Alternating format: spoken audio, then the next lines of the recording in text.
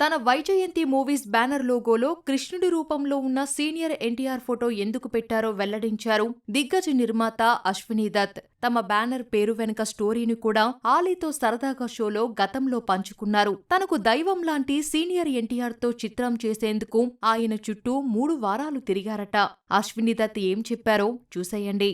మీ లోగోలో legendary actor కృష్ణుడి రూపంలో ఉన్న రామారావు గారు లోగో ఉంటుంది.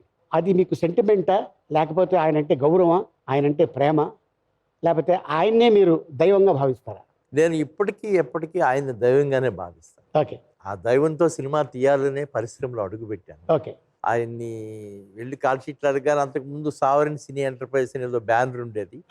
ఆయన దగ్గరికి వెళ్ళి నేను సినిమా అని ఆయన ఒప్పించి ముందు వద్దన్నారు. ఆయన అసలు ఏంటి, ఒక మంచి సినిమా తీసావు, నేను చూశాను, చాలా బాగుంది కదా, ఇంకెందుకు నువ్వు మళ్ళీ సినిమా వద్దు, నీకు వెళ్ళిపో అన్నారు. కొద్దిగా ఎక్కడ నాకు బంధుత్వం కూడా ఉండేది.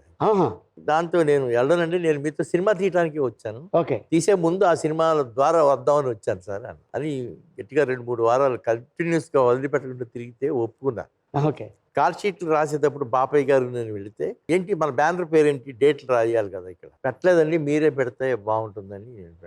ఒక్క నిమిషం కళ్ళు మూసుకుని అటు తిరిగి చూస్తే అక్కడ ఆయన అంటే శ్రీకృష్ణ భగవానుడు ఫోటో గెటప్లో ఈయన ఉన్నారు, కృష్ణుడి వేషంలో ఉండి. శ్రీకృష్ణుడి మెడలో వైజయంతి మాల, అది ఎప్పటికీ వాడిపోదు, దానికి తిరుగులేదు, అది ఎప్పుడు విజయంతోనే ఉంటుంది, వైజయంతి మూవీస్ అని పెడదాం అని పెట్టారు. అప్పుడు ఆయన కృష్ణుడు అన్నారు కదా అని రాధాకృష్ణులు ఎంబ్లం లాగా చేసి కొంతకాలం ఆ ఎంబ్లంతోనే ఉన్నాం.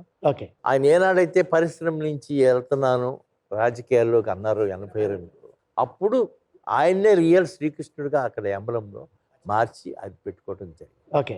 ఆ రోజు నుంచి ఈ రోజు వరకు ముందు మా పిల్లలు సైతం ఆయనే నడిపిస్తారు, ఆయనే మా వెనుకున్నారు అనేది అర్థం.